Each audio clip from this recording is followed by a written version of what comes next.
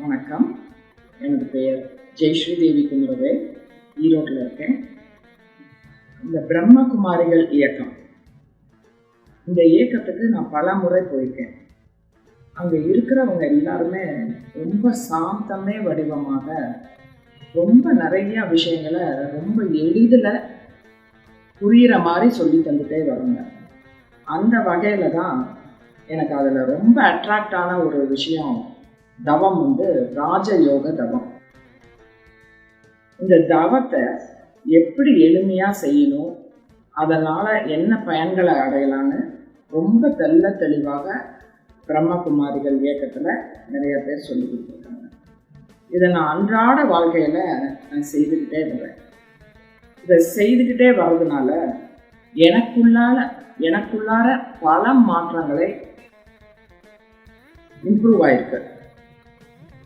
பிறரிடம் சாந்தமாக பழகுவது, கோப உணர்வை கட்டுப்படுத்துவது, நல்ல பல பண்புகளை நல்ல எந்நேரமும் பாசிட்டிவ் திங்கிங்கோடு இருக்கிறது.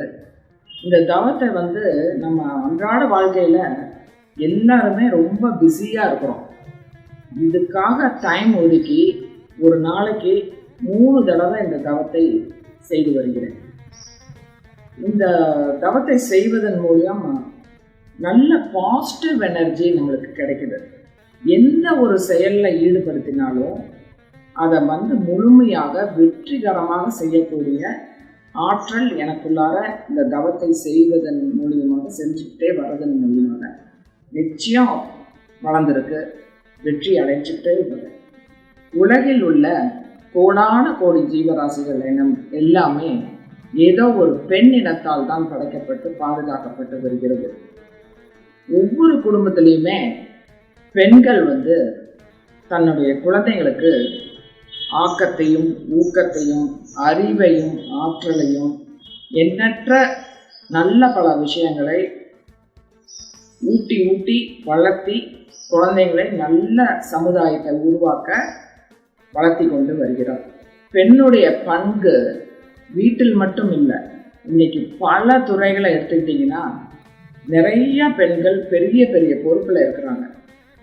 ஸோ பெண்கள்னால மட்டும்தான் ஒரே சமயத்தில் பல்வேறு விஷயங்களில் தன்னை ஈடுபடுத்திக்கிட்டு அத்தனை விஷயங்கள்லையும் சக்ஸஸ்ஃபுல்லாக முடிக்கக்கூடிய ஆற்றல் படைத்தவள் பெண்.